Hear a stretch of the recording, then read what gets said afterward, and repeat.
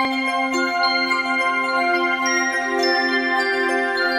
I look at the heavens, when I look at the heavens, When I look at the heavens, the moon and stars, I shout your name, I praise your name, oh God. When I look at the oceans, the beasts of the sea, I shout your name, I praise your name, oh Lord my God. Welcome to Come and Relax with HeCoin, sponsored by Health Education and Counseling Institute, the premier online educational institution in Jamaica, the Caribbean and beyond. Come and Relax with HeCoin is an interview and discussion segment which focuses on topical issues which may be controversial on health, aggression in proximity relationships, theology, business, politics, music, tourism and hospitality, or issues which are relevant to you or listening audience. This program is aired this and every Thursday at this time on this station and comes to you on several international media houses in the world through various platforms on website, YouTube, and Facebook. I'll be your host, Ambassador Professor Reverend Dr. Colin O'Neill Jarrett from Jamaica, President and CEO of this 33-year-old institution. HeCoin, reaching people where they are, leading them to where they should go. I shout your name, I praise your name, oh God. When I look at the mountains, the sky and sea, I shout your name, I praise your name. Oh Lord my God, you made humanity A little less than your divinity. Oh Lord my God, we marvel, you are great. You crown us with your glory and your love. For me, it's a must listen, so no matter where I am in Texas, whether I'm driving on the highway or in my kitchen, I'm going to tune in on Thursday at 7:30. I know whatever the topic is, I'm going to learn something. Greetings and welcome to Come and Relax with HeCoin. I'm your host, Ambassador Professor Reverend Dr. Colin O'Neill Jarrett from Jamaica. Let me thank the following media houses for airing Come and Relax with HeCoin: RCP Internet Radio and TV, YouTube and Facebook, UFDV Gospel, and DCM Internet Radio and TV. Our listening audience has been climbing every week. Thanks to you, we cherish your presence and hope that you will remain with us until death us do part. Continue sharing this link with others. Call your friends and relatives. This program is for all ages. The faster this information goes out, the more lives will be saved. Yes, you heard me right. If you're on the RCP website, to access TV, click channel 1 and unmute. We'll take a break. We'll be right back. I am Latoya White, a proud past student of the Noble Institution, eCoin. I was in the February to August 2021 graduating batch. The course consisted of many aspects of healthcare, but my favorites were the body system. This helped me to know more about my body and to be more in tune with myself. The nursing trailblazers. These women made their wonderful contributions to nursing up to this very day. The certified nursing assistant skills. These techniques helped tremendously on my practical journey, the do's and don'ts of everything. It was very rewarding and exciting to be a part of this nursing journey and to have learned so much along the way. The help and support from both the lecturer and the president, Mr. Jarrett, was next to none. I did my nursing practical for 1 week at Bingham's nursing home in Linstead. The bond I had and created with the patients and the staff and the laughs were very memorable, and I will keep those very close to my heart always. On my theory, I received a credit, and on my practical, I got a distinction. Attending eCoin was one of the best decisions for my life that I could have made. They have the right tools to push you to become a better version of yourself. eCoin, reaching people where they are, leading them where they should go.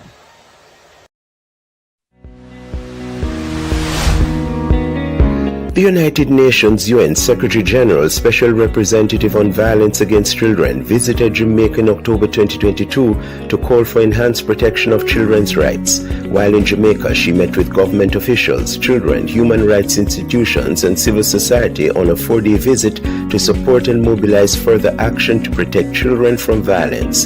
Come and relax with HeCoin, the voice of Health Education and Counseling Institute, the premier online training institution in Jamaica, the Caribbean, and the world, will examine the topic, the protection of our children against violence.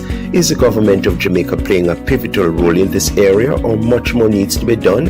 At the end of the day, we would want our children to be activists against violence rather than victims. Not true? Join our panel of industry experts who will make short presentations covering a wide range of issues on the topic. Arlene Harrison Henry, attorney at law, former president of the Jamaican Bar Association, former public defender of Jamaica and defender of human rights. Stacia Brown, certified life coach, author, former guidance counselor in Jamaica, associate counseling psychologist and early childhood educator in the USA. Pastor Teddy Jones, certified life coach, author, licensed and ordained minister of the Missionary Church Association in Jamaica, former guidance counselor, and currently works widely with schools and youth across Kingston and St. Andrew. And Reverend Carwh Waldo, certified life coach, author, minister of religion, principal of the Don Robin Preparatory School in St. Andrew, and former principal of the Institute of Vocational and Professional Training IVPT in Spring Village, St. Catherine, where a program for at-risk youth was implemented, with host, marketing and media consultant, international chaplain, theologian, and professor of media studies for over 30 years, Ambassador Professor Reverend Dr. Colin O'Neill Jarrett from Jamaica. The date to remember, Thursday, November 3, 2022 at 7:30 p.m. in Jamaica and 8:30 p.m. in other parts of the world on several media platforms to include RCP Internet Radio and TV, UFTV Gospel, and all platforms of DCM Internet Radio and TV. HeCoin, reaching people where they are, leading them to where they should go. Wow, wow.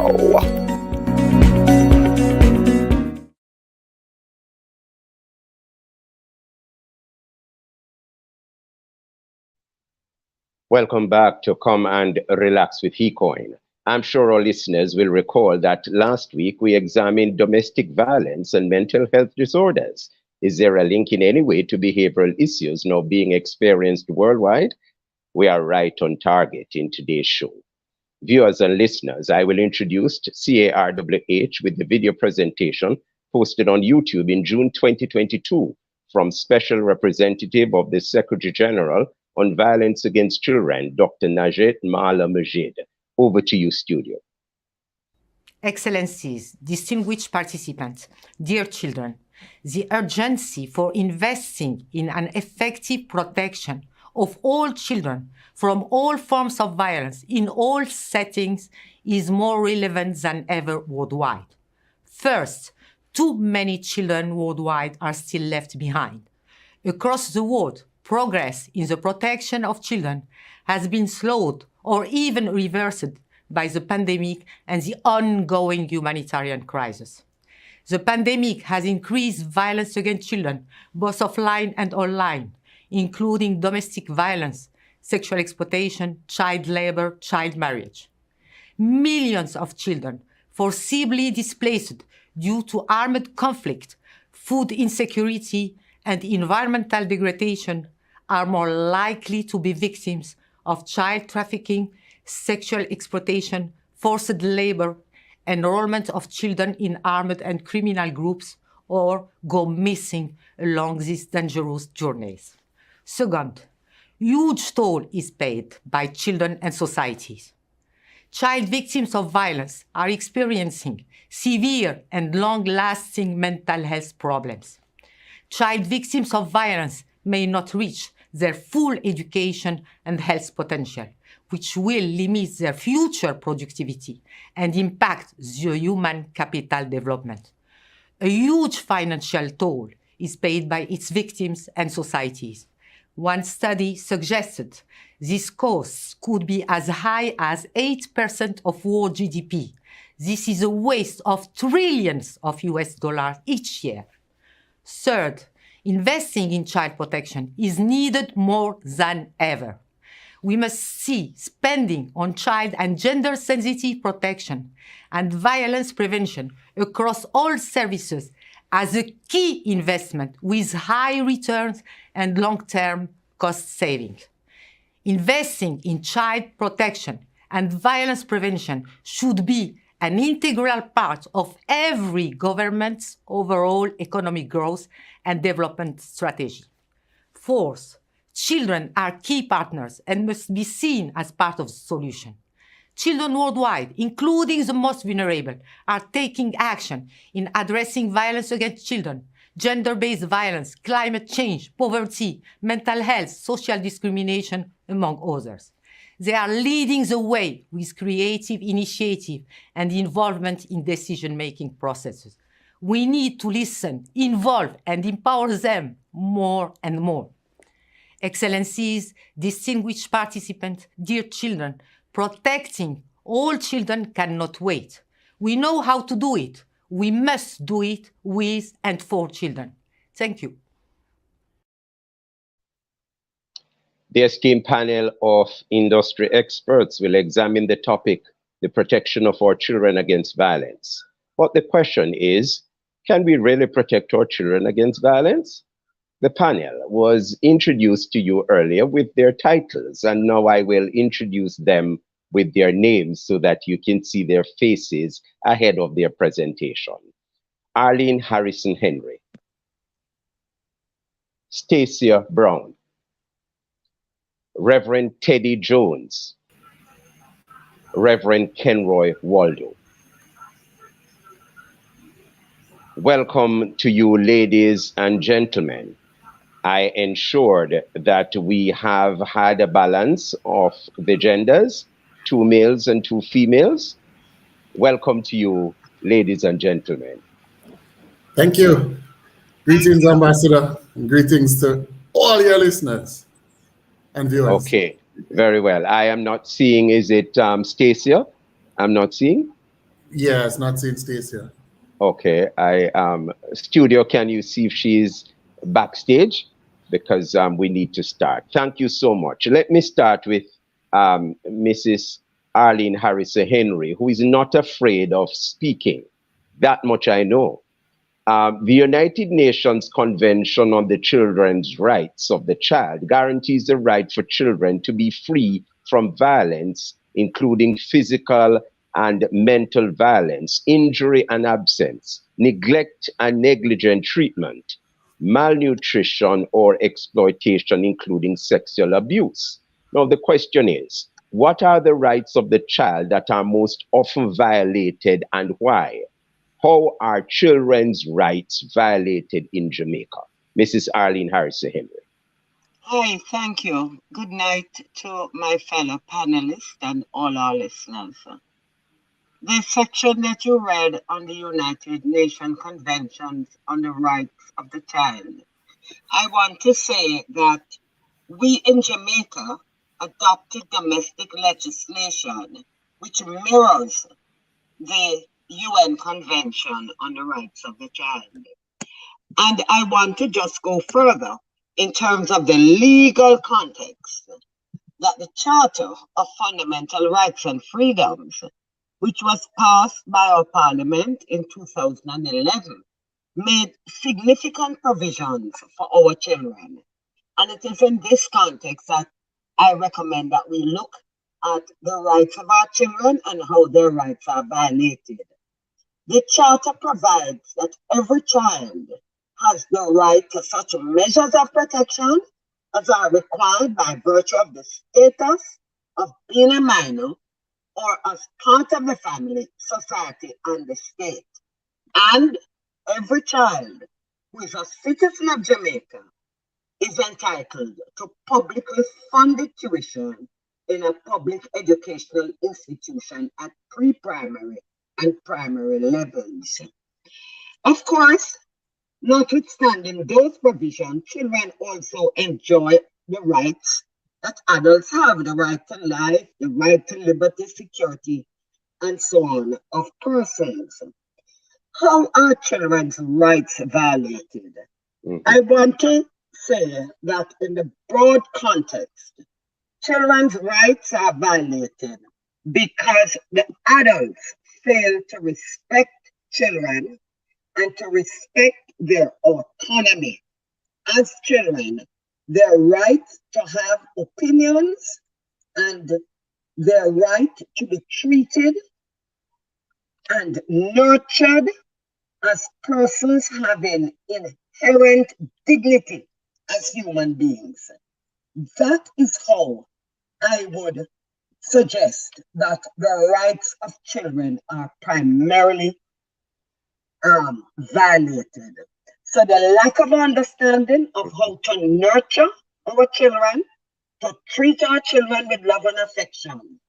So, for instance, in our culture, instead of nurturing children in a positive way, instead of encouraging them out of bad ways, we prefer to beat it out of them. And these are some of the areas.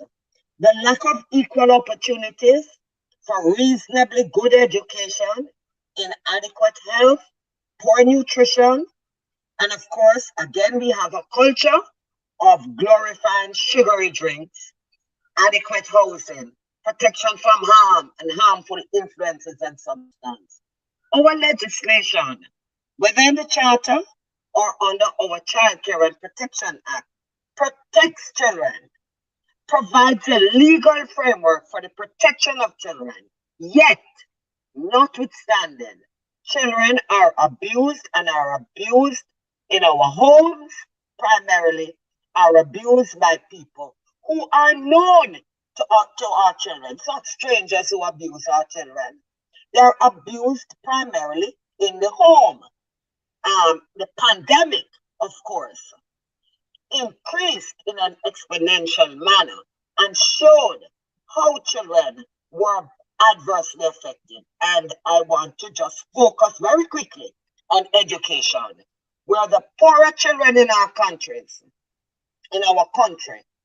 particularly in socially depressed communities, suffered because of the lack of internet access, the lack of money to buy a laptop, a smartphone, the lack of money to buy data, and so on.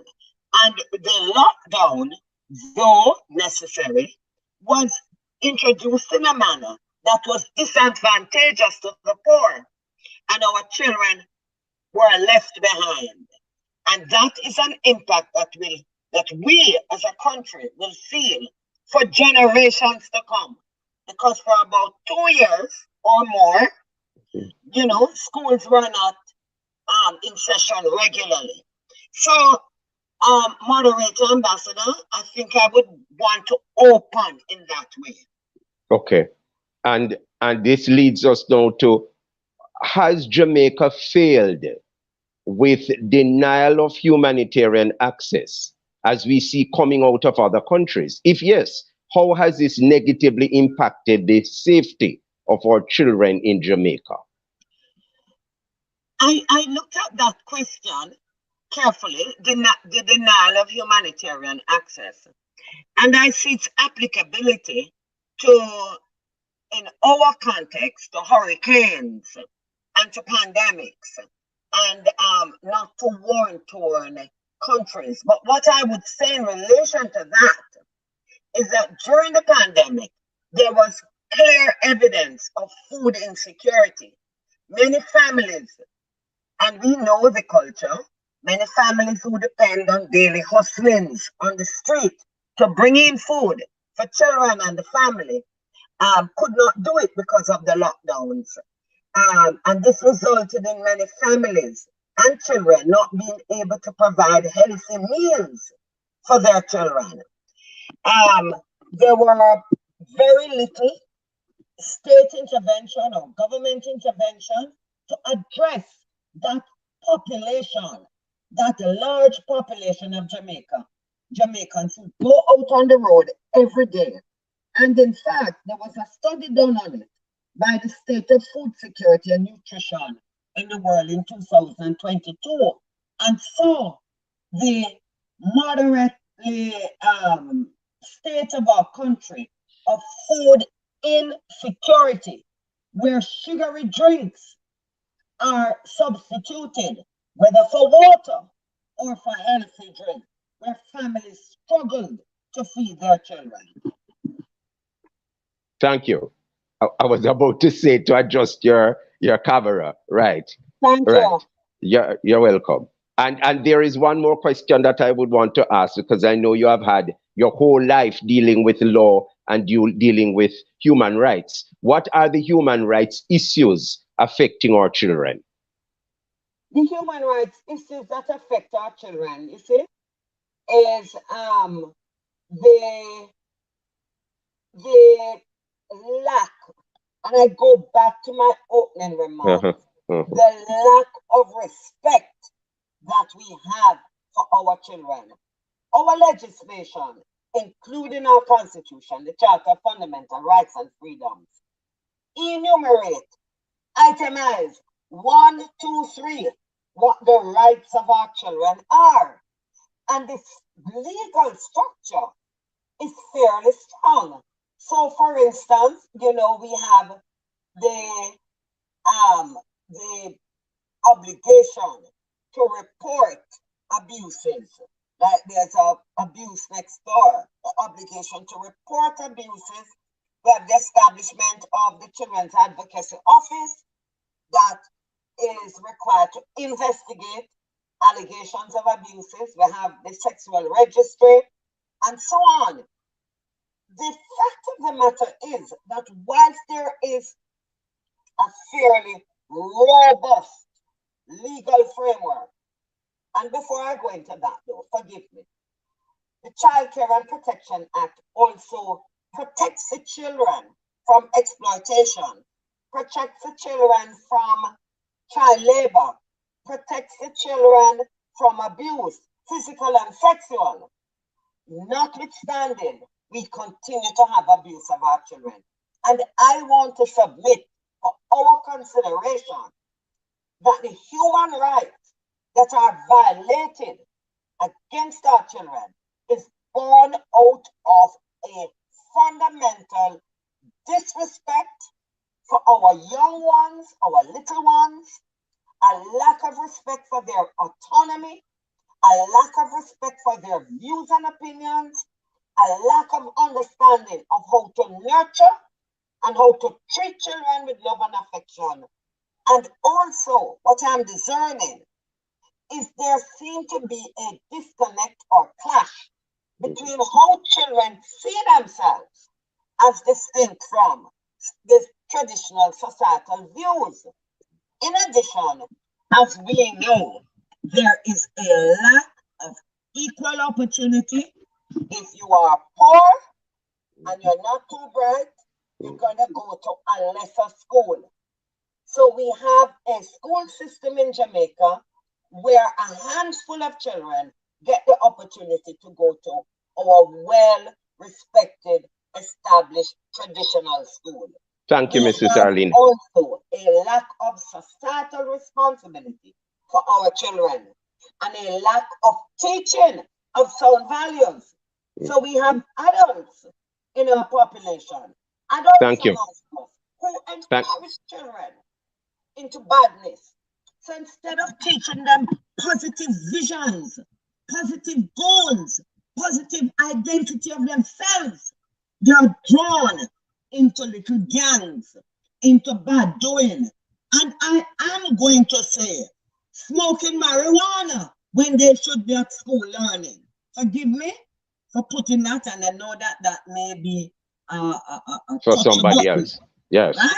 Yes. But I include it because of the culture of this country, where adults will, and primarily men, encourage our young boys to smoke marijuana at an early age when they should be at school learning the books. Thank you, madam. Thank you, madam. Reverend Teddy Jones, you have been in counseling and dealing with at-risk youth and at church as an ordained minister in the missionary church. Armed conflict is an issue dealing with the protection of children against violence, in that children have the right to a future and one where peace prevailed, and it was up to the community to give them the opportunity and future in which they could be the ones who made changes? How can there be peace in violent communities to make it safe for children to play, to go to school and church? And I emphasize church. Thanks, Ambassador, and greetings again to everyone. For the greater part of 16 or so years, spanning 2003 all the way up to 2017, I spent some time growing with and falling in love with and working with the greater Grand Spend community, and as a part of the Greater Grand Spend Ministers Fraternal. And it has taught me quite a lot on the ground experiential learning about how a community can bring about, engender peace for all the members of the community. Here we're focusing on our children. So I'd like to share just a few quick lessons learned from that experience where we have seen it actually happen. The Grand Spend of pre-2003 is certainly very different from the Grand Spend of today, coming from an average of 50 murders per year prior to about 2004, 5, 6, thereabouts. So a couple of things. Community ownership of a desire for peace. The residents have to want this, like, come to a place where they passionately desire peace in their community, where the residents, the citizens come to a point of recognizing and admitting that what we have in this war-torn existence is not ideal. It is not working. It is getting us nowhere. And if it is to happen, it is up to us. So that's one. Then a multifaceted approach.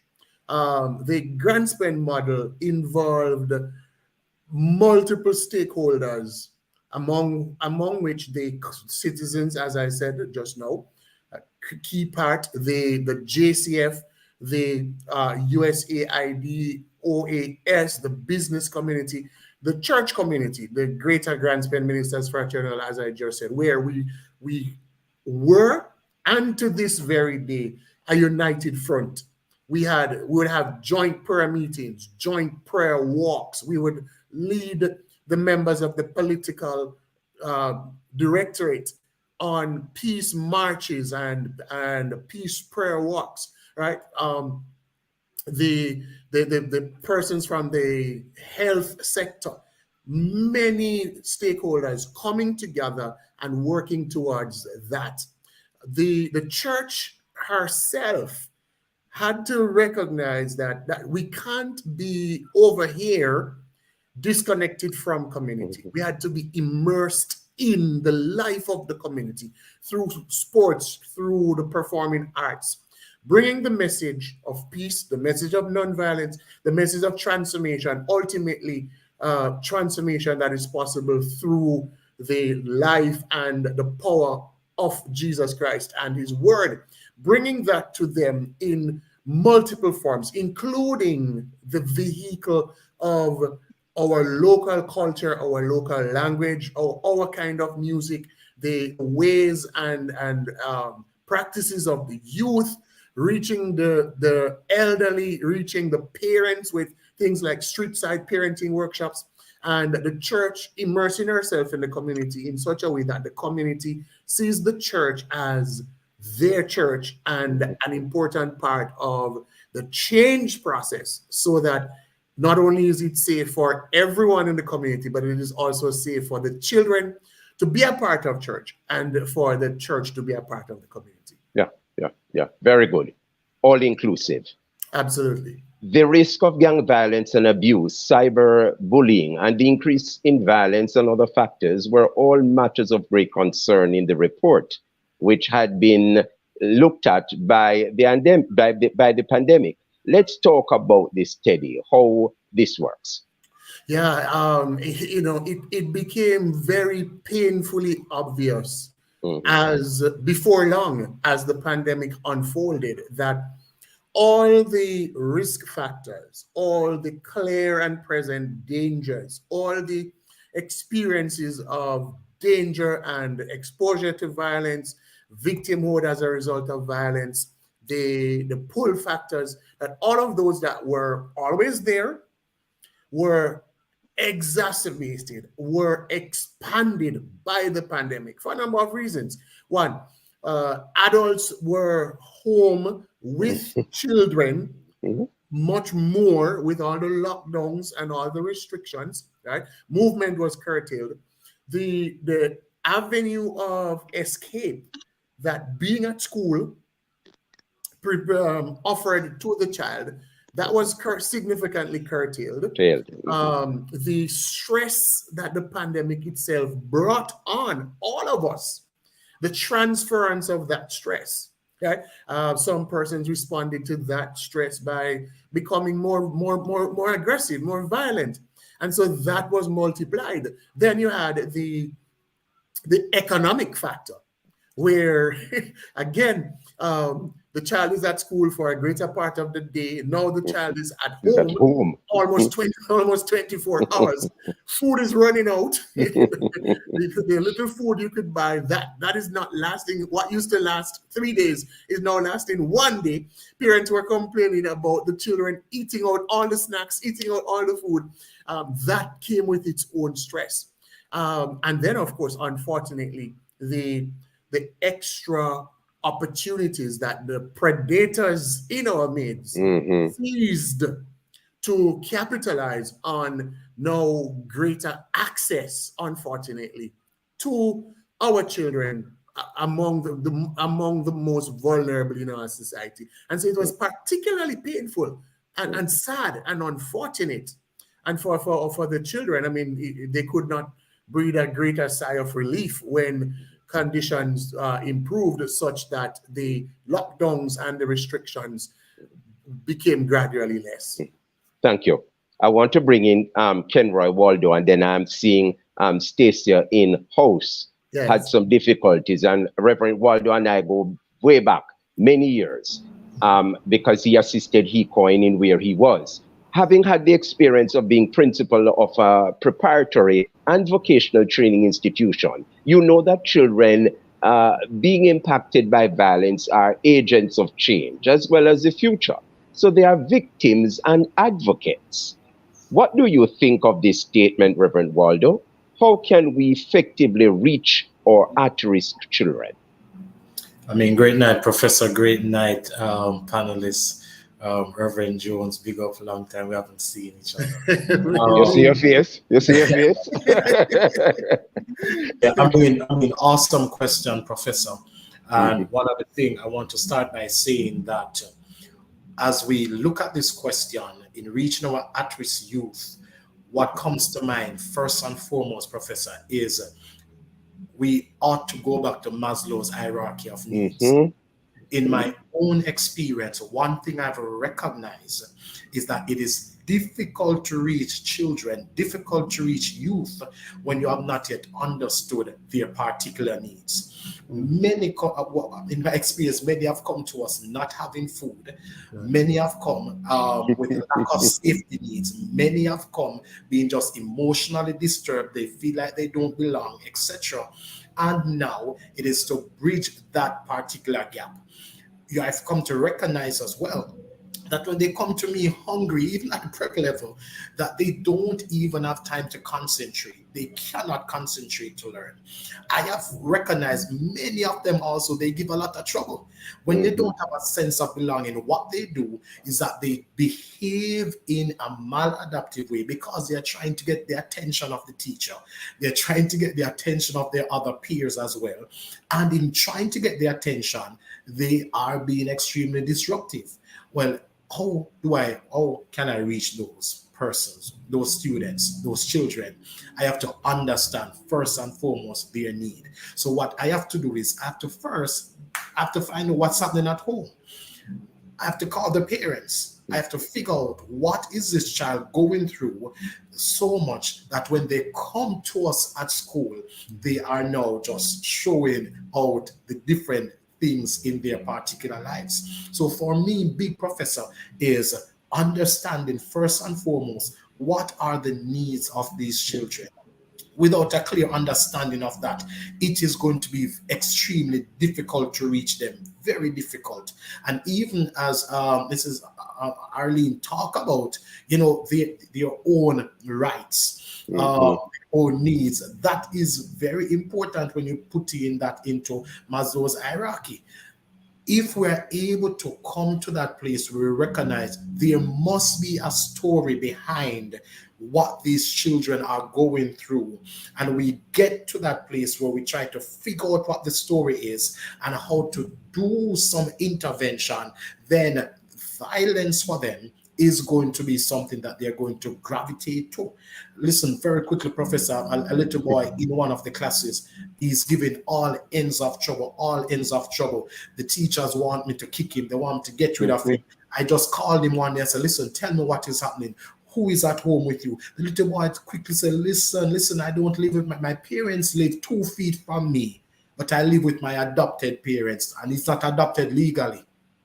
The neighbors just took him in. The parents are not able to provide the emotional support, the safety support for him. When we are able to tap into that, I'm telling you, things will be different for them. I have another little boy who gives all ends of trouble. When I sit him down, Prof, and I say, what is happening? Again, it goes back to the family situation. He does not live in a stable home. He lives with his mother in one parish. His father lives somewhere else in another parish. And when discipline is supposed to be instilled, when the mother is not able to manage him, she calls the father on the phone. But how much discipline can a father do over a phone, Professor? So it is understanding these needs that these children are now going to fall in the gap of being at risk. And in order to deal with them, let's get back to Maslow's hierarchy of needs. Let us help them to find love and belong. Let us help them to get those physiological needs under control. Let us help them to get those self-esteem needs under control. With what I said to a little boy, listen, you are handsome. The little boy said, well, when I look in the mirror, I am ugly. Why do you say that? So because every day they bully me. They tell me that I am big and fat and ugly. And when I look in the mirror, that is exactly what I'm seeing. And as society, we have to help our children. We have to help them, tell them they are strong, tell them they are brave. Even when they're behaving the opposite, still speak into their lives that, listen, you can do it. You are handsome, you are big, you can do anything you put your mind to. This will definitely help in curbing violence for children. I know Stacia wants to come in, and it's a very exciting panel, starting with Arlene, then Teddy, and now you. But I have another question for you before I go to Stacia. Community violence has posed unprecedented challenges for the protection of children living in war zones. How has this affected the learning environment in class and at play? Education is a right for children, Reverend Waldo, and you know that. Oh, yes. I mean, that's a big question. I mean, Professor, from where we're coming from the community that we both of us are coming from, we see that clearly how violence has just affected the amount of children who need to go to school. Because one, where there is violence, oftentimes, if we're not careful, poverty is present. Where poverty is present, then you're going to find that a lot of parents, they do not have the wherewithal to send their children to school. What will the children do when they stay home? They are going to find an alternative to education that a lot of times is what is going to get them into serious trouble. We are in a community, and can I tell you that at least, Reverend Teddy Jones, at least 95% of those who come to the institution are from outside the community. Outside the community. And God bless if we could find 5%. They are not interested in coming to skills training. And it was something that we saw that was evident. And because of that, a lot of them went into smoking marijuana. A lot of the girls started to get pregnant very, very early. A lot of the children were dropping out of even all age school that was there. So this is something that is so serious. Yeah. Community definitely has to look at that and say, listen, we must get involved seriously, stem what's happening. So many churches were in the community. The churches need to get serious about what's happening, because it can't be that you're just saying God, God, God, but you're not going there and saying to them, listen, the importance of education in helping you to rise out of poverty is necessary. It's not just about spirituality. Come on, no. You can get in spirit all you want, but if you cannot read, you're in big trouble. You are in serious trouble. So definitely that needs to be stemmed, Professor. And if that is done, communities like the one that we are from will begin to rise above the poverty level that is happening right now. I think you are a very good person to have at the preparatory school. No, having served at an at-risk institution, because you're coming in with all the wealth of experience to make that school better and more meaningful. Now, to Stacia, now let us look at abuse. We have looked at all these other things. Now, let us look at abuse and how can our children be protected from violence? Stacia? Okay, good evening, everyone. Thank you, Professor, for having me on this platform. Reverend James and Waldo, nice to be with you guys. So what is abuse? Abuse is actually repeated violence, you can say. Repeated violence, but then again, the legal information on Institute from Cornell Law School says that abuse is actually actions that cause harm or injury to another person. And the injury doesn't have to be a physical injury. It is also emotional, it is mental, it is psychological. So abuse is a whole holistic effect on an individual. How can children be protected from violence? Oh my gosh, interesting. Children can be protected from violence when I hear Pastor Waldo talking about Maslow and the hierarchy of needs. Yes, that is so important. But how the needs are going to be provided for the children, because they are minors, you would have to enter the families. You'd have to provide families with strategies. You would have to provide families with programs, lifting their financial situation, providing them with the educational training that is needed, providing them with the parental skills and resources that many of our parents in Jamaica are unaware as to how to take care of our children. So when you can provide them with strategies, then you are helping them to become aware of how kids are or children are, what their needs are. And so they are better able to provide for them, because the violence against our children are coming out of the frustration from what's happening within the family. And I heard Pastor Waldo spoke about poverty. Where there is violence, there is poverty. What's causing that? It is the situation within the family that is actually causing the violence against children, because parents are unable to deal with the their psychological well-being is affected, it's out of balance. Their emotional well-being is out of balance, financial and other means. So if that is out, who is gonna get it? You understand? And Reverend Teddy also mentioned it too, and related it to the pandemic. Just before we go on the break, the next question, because somehow the other two were dealt with. What of mental health, Stacia, as it relates to protecting our children against violence? Mental health will definitely guide and drive the effort to create policies, to create strategies to help against violence. Now, mental health is said to be our emotional, our psychological, and our social well-being. Now, think about it. How can you provide a safe environment for a child without you being able to take care of yourself?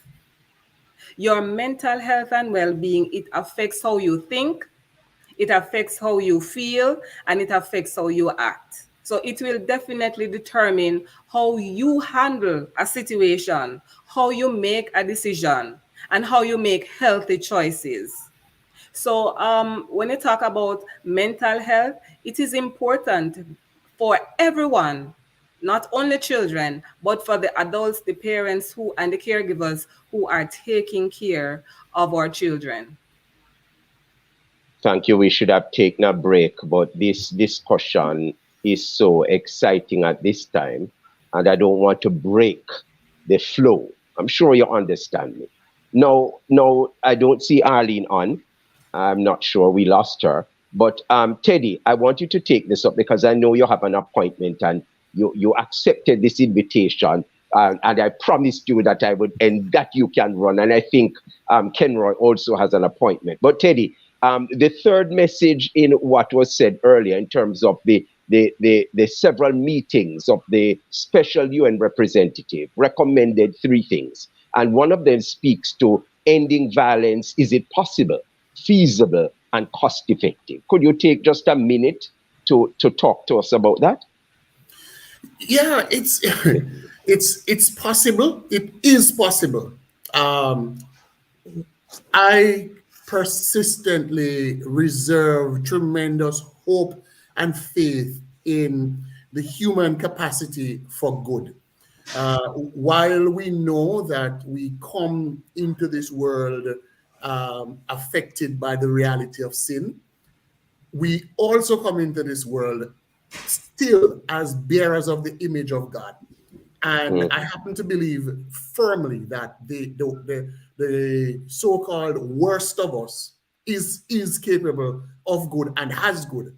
And not only that, history has shown many examples of entire communities, entire regions that were once at tremendous odds and hostility reigned that have managed to come to terms of peace and to live peacefully. So it's possible.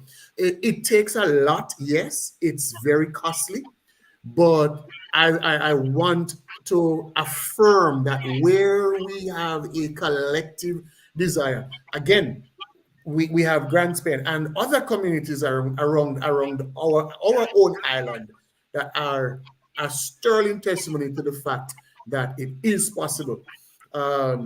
Energy of our time, the energy of our resources, our financial resources, yes, but spiritual resources, it takes a lot, but it is absolutely possible. And we also have to be committed to the sacrifices that we will have to make to lose the quote unquote benefits of violence, because violence is actually beneficial to some. And that's a part of our own reality, that there are some persons who have a strong vested interest in violence continuing for various reasons, including the ways in which it enriches themselves and the ways in which it allows them to expand their power bases and so on. And so some people don't want to lose that. But the gains to be had, we become our best selves, and our best chance of flourishing as we ought and as we should lies in the extent to which we create and push for and maintain a violence-free existence. Okay. The three companies that are with us, I'm asking for some extension. I don't usually ask for this, but so that we bring the program to a proper end rather than an anticlimax. Kenroy, investing in child protection and violence prevention should be seen as a vaccine against the pandemic of violence against children, is one of the messages brought forth in many of the meetings that I've listened to. Could you comment on that? I mean, Professor, definitely. I mean, it should be seen as such, because if it is not, what you're going to find is a generation of children who are just going to keep reciprocating what they have experienced, what they have seen. Yes. Some time ago last year, I went to a particular community, inner city community, and I got the chance quickly to sit with a number of teenagers, Arlene, and I said to them, "Tell me what's happening with you." And some of them said, "Professor, listen, I'm just waiting to grow a little older so that I can kill the man who killed my uncle. I can kill the man that killed my father." But then there are others that said, "Listen, I want to make a difference. I don't want to keep the cycle going." They said, "Listen, I see the man that killed my father, but I don't want to keep the cycle going." So definitely dealing with this violence, it is definitely going to be a vaccine for this generation, these children that are growing up. They need to understand I do not have to repeat this cycle. And I agree with Stacia. If we can give them the tools, especially mentally and emotionally, we can give them the tools to overcome what they have been through, then the change will definitely come. And the vaccine to violence against children is something that can be stemmed, Professor. So therefore, you see, principals can't stay in the office as they used to do. You have to go out, especially in situations where you have at-risk children at school. Right. That's one thing they love when I walk. I know that. I know that. You take your exercise and walk. I know that. I know that, you know. You walk the community, and that is the best way. Now, Stacia, the first was that ending violence against children could not wait because violence against children was increasing worldwide. What do you have to say on that? Definitely cannot wait. And I'm going to share that Jamaica has been experiencing an epidemic of violence against children for decades now. Decades. Right? And this violence that's committed against our children are by individuals in the family, sometimes institutions, and even the society at large is responsible. So what we have to do is to recognize that this is an urgent matter that requires strategies, looking at the family situation and providing programs and strategies that will address it at that level. You're going to have to also look like implementing programs, build the individual and the families. You have to also look at or get interventions that involve, and I heard Pastors Rev talk about the community, getting the community involved into the affair of protecting our children against violence, providing intervention programs, using up all the resources that we have, financial, community, social, all the resources that we have and that is accessible to us. Because it's an urgent matter. We can no longer wait. We can't just sit and say, I know my business. It's everybody's business. Our children, they are the future. And if we don't protect them, what sort of future are we going to have? It's an urgent matter, bottom line. Thank you. Arlene Harrison Henry, former public defender, distinguished woman, lady in our midst. Now, you still deal with defending human rights. And the second key message in that thought process of the presentation we heard earlier, the second message was that ending violence could not wait because of the serious human and economic costs of violence. Could you speak on that briefly? I'm glad we are seeing you a little much better now at the ending of the program. Glad to see your face. I'm happy. Mrs. Harrison. I'm very happy of that too. Good. So, the truth is that we need positive parenting skills. We need to listen to our children. We need to give our children the opportunity to speak, to express themselves. We need to listen to them. We need to grow them in a way where they have hope for themselves and their future. This is an urgent matter. The Child Care and Protection Act recognizes that the child is best raised and with mother and father, and we understand our cultural and social context, but it also goes on to say that where families require help, the state, and we're talking economic help, financial help, the state is to provide it. The fact of the matter is that we talk about the abuse of our children, we talk about the violence done to them day in and day out, and it continues. This ought to be a matter where all of us are involved. Children can't protect themselves. We have that duty to protect them, because though they are individuals, they suffer from certain legal disabilities.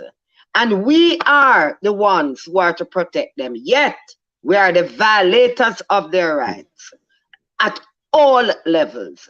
The fact of the matter is that as we now stand, particularly in the area of education, we have lost at least 2.5 years of schooling. How do we catch up? How do we cover back that ground? This is a matter impatient of debate, yet we continue to do it. We need to reform the laws that prevent corporal punishment of children. There must be other ways of introducing discipline to a child. There must be other way of introducing corrective measures instead of beating what a parent would call a bad thing out of our child. We need to grow our children with love. I want to say that abuse is not only in the areas of our society where there's poverty. There's abuse in all sectors of our society. It involves emotional, psychological, hurtful words to children that are inappropriate. And poverty, yes, will no doubt be a stressor and a factor in families. But I want to submit that poverty is only one factor, but the abuse of our children is across all societies in Jamaica. Thank you, ma'am. We have the two ladies remaining because the other two pastors indicated that they had pastoral matters to deal with. Now I end with a question. Quality education must be available for every child without any discrimination and respecting their dignity, no matter who they are, regardless of their race, gender, or disability, if they are in detention or if they are refugees. Primary education must be both free and compulsory, while secondary school must be available and accessible to every child. All children and young people should be encouraged to reach the highest level of education of which they are capable.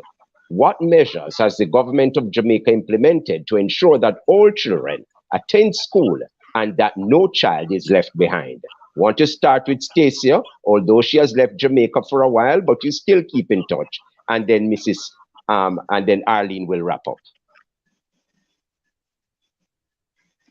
Stacia? First, we have seen where efforts is being made by the state in providing education, because as you know, our children are in school as early as 6-7 years old, and that is free education. So at least there are some efforts that is being made in terms of that. But then there are other stuff that need to happen in terms at the community level, providing resources, providing community resources that can help them in that regard to continue that trend of support. Mrs. Harrison Henry? What I would approach it from the point of view that a child by law there's compulsory need for registration in schools, and the charter provides that once you're a Jamaican citizen, pre-primary and primary, you ought to have free tuition. The fact of the matter is, however, is not the freeness I worry about, because that standard and quality of education ought to be of a reasonable standard. It is well known in this country, well known, that the vast majority of children who go to preparatory schools that have, and they cost a lot of money, perform better than the majority of children who are in school at government schools. Those are the kinds of issues that we need to deal with, so that the child who goes to school from a poor family or a less stable economic family ought to have the same quality of education as a child who goes to the prep school. We have a vast disparity. We have what the pandemic also brought out, is the lack of equity amongst our children. Some of our children, and we know this, your rights as a child is primarily determined by the socio-economic sector in which you fall. It determines everything about you. It determines what you eat, what kind of clothes you wear, what school you go to. The state needs to intervene to level the playing field when it comes to education, that our children get equal quality education and not just a handful going to our best schools that are the traditional high school. I say all of that, however, with one caveat. Some of our government schools are stepping up more and more, but not enough. Enough, yes. True. And it's a powerful statement that you ended with. The vision of the UN Child Protection is all children grow up free from violence. Thanks to our esteemed guests for an invigorating evening, well spent. Attorney at law, former president of the Jamaican Bar Association former president of the Jamaican Bar Association, former public defender of Jamaica and defender of human rights, Arlene Harrison Henry, certified life coach, associate counseling psychologist, and early childhood educator, Stacia Brown, USA, Pastor Teddy Jones, certified life coach, minister of religion and former guidance counselor, Jamaica, and Reverend Carwh Waldo, certified life coach, minister of religion, and principal Don Robin Christian Academy, formerly Don Robin Preparatory School, St. Andrew, Jamaica. I'm sure you will all agree that tonight's presentation and questions on CARWH were at the highest level, creme de la creme, and indeed proud to be at the helm of continuing the legacy of my parents. Thanks again, guests. You know you are now inducted in the Hecoin family, and I welcome you with open arms. God bless you, ladies and gentlemen. Thank you so much. You're most welcome. For persons who wish to make a donation to come and relax with Hecoin and what's on for next week are in the queue. Stay tuned. Come and Relax with Hecoin is a feature of Health Education and Counseling Institute Hecoin, the premier online educational institution in the Caribbean. For individuals, companies, and foundations that wish to donate or contribute to this program, which is primarily to provide solutions to the worldwide issues of the day, please call in or WhatsApp your donation. 1-876-223-7204 on Thursdays between 8:30 p.m. and 10 p.m. EST, or during work hours Monday through Friday 9 a.m. to 5 p.m. EST, or email president@hecoinglobal.com. Hecoin, reaching people where they are, leading them to where they should go.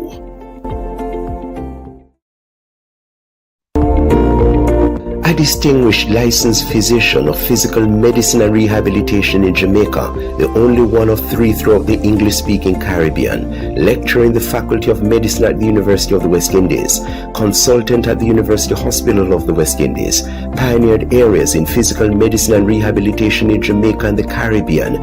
I am not finished yet. founder of the Rehabilitation Institute of the Caribbean, founder of Almighty Gospel Studio, mother, former female footballer, former cricketer, netball player, praise and worship member, and intercessor. The beautiful, eloquent, indomitable, and determined medical specialist for over 25 years, Paula Ursuline Agnes Dawson, will be the special guest of Come and Relax with HeCoin, the voice of Health Education and Counseling Institute, the premier online training institution in Jamaica, the Caribbean, and beyond, with host media and marketing specialist and professor of media studies for over 30 years, Ambassador Professor Reverend Dr. Colin O'Neill Jarrett from Jamaica, as he delves into the life of this transforming doctor of physical medicine and rehabilitation. How does she find time for so many things? Join us as we explore her life to humanity and her passion for the love of God. The date to remember, Thursday, November 10, 2022 at 7:30 p.m. in Jamaica and 8:30 p.m. in other parts of the world on several media platforms to include RCP Internet Radio and TV, UFDV Gospel, and all platforms of DCM Internet Radio and TV. HeCoin, reaching people where they are, leading them to where they should go. Wow.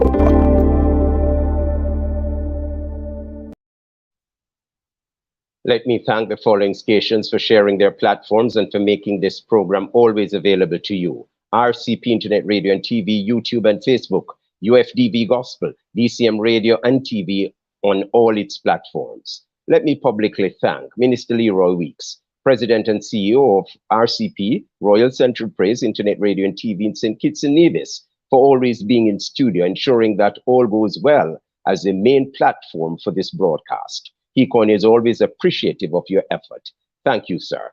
Today's show will be uploaded on www.royalcentralpraiselive.com. Then beside channel 2, click onto RCP past videos, and you will see this broadcast called CARWH, Come and Relax with HeCoin, with today's date, to be uploaded 30 minutes after the show ends. Please remember to click the button, the subscribe button. We are still in Jamaica 60, and we leave with you a short video, Violence Against Children Can Be Prevented. Governments play a part. A thought for you this week, end violence against children now.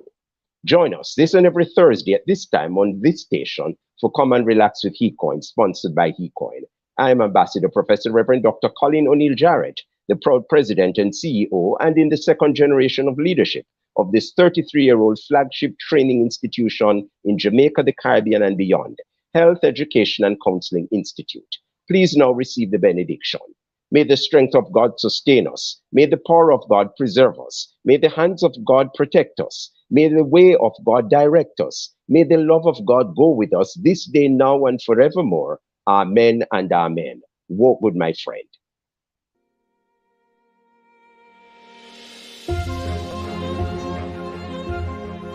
Children deserve the opportunity to thrive, to grow up in safe, nurturing relationships and environments.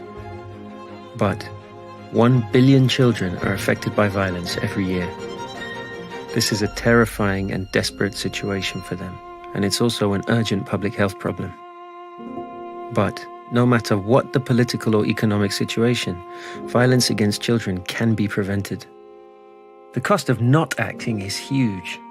Failure to act against violence undermines many other investments in children, including in their health and education, often causing lifelong damage to individuals, families, and communities in countless ways, exacerbating problems of mental health, school dropout, alcohol and drug abuse, exposure to HIV and AIDS, and many more risks. Most tragically, it raises the risk of further perpetration of violence against the next generation of children in a vicious and destructive cycle. Who's responsible for acting?